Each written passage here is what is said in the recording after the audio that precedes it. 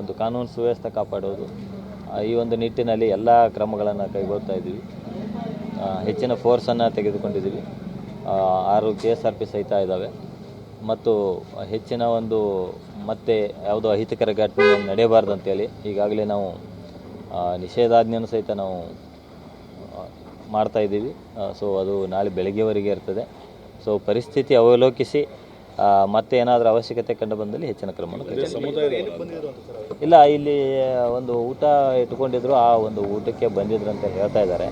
So ಇನ್ನೂ ಹೆಚ್ಚಿನ ಮಾಹಿತಿ ಕಲೆ ಹಾಕೋದು ಇಲ್ಲ, ಒಂದು 3-4 ಜನ ಬಂದಿದ್ರು ಅಂತ ಹೇಳ್ತಾ ಇದ್ದಾರೆ ಹೊರಗಿನವರು. ಉಳಿದವರೆಲ್ಲ ಇಲ್ಲಿ ಯುವಕರಿದ್ದಾರೆ, ಎಲ್ಲ ಅಕ್ಕಪಕ್ಕದ ಯುವಕರು. ಆ ಒಂದು ಸಂದರ್ಭದಲ್ಲಿ ಪಕ್ಕ ಒಂದು ಗ್ಯಾರೇಜ್ ಇದೆ, ಆ ಕಡೆಯಿಂದ ಫಸ್ಟ್ ಕಾಲ್ ಬಂತು ಅಂತ ಹೇಳ್ತಾ ಇದ್ದಾರೆ. ಸೊ ಎಲ್ಲ ರೀತಿಯಿಂದ ತನಿಖೆ ನಡೀತದೆ.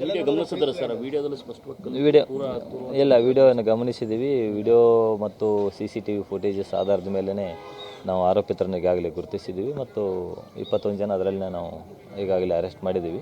ಇನ್ನು ಉಳಿದ ಆರೋಪಿತರ ಬಗ್ಗೆ ನಾವು ಕೇಸ್ ಆಗಿದೆ. ಇಲ್ಲ, ಅದನ್ನು ಇನ್ನೂ ನಾವು ವೆರಿಫೈ ಮಾಡಬೇಕು.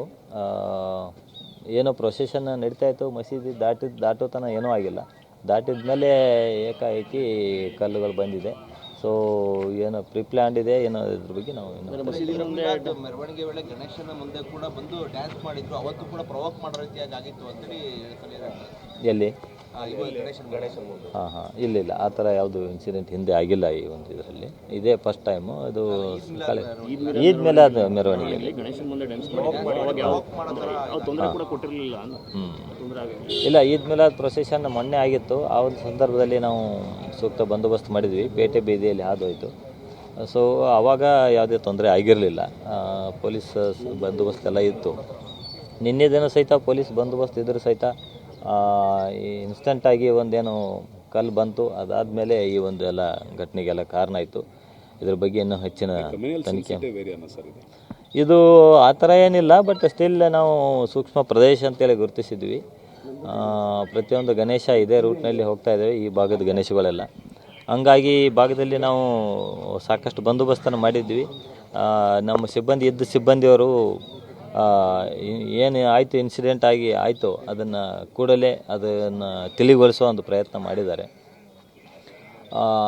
ನಂತರದಲ್ಲಿ ಅದನ್ನು ಬೇಗ ವಿಸರ್ಜನೆ ಮಾಡಿಸಿ ಸಹಿತ ಕಳಿಸಿದ್ದಾರೆ. ಅದಾದ ನಂತರ ಸ್ವಲ್ಪ ನ್ಯಾಯ ಬೇಕಂತೇಳಿ ಕೇಳಿಕೊಂಡು ಕೆಲವೊಬ್ಬರು ರಸ್ತೆಗೆ ಬಂದಿದ್ದರು, ಅವರನ್ನು ಸಹಿತ ನಾವು ಮನವೊಲಿಸಿ ಕಳಿಸೋ ವ್ಯವಸ್ಥೆ ಮಾಡಿದ್ವಿ.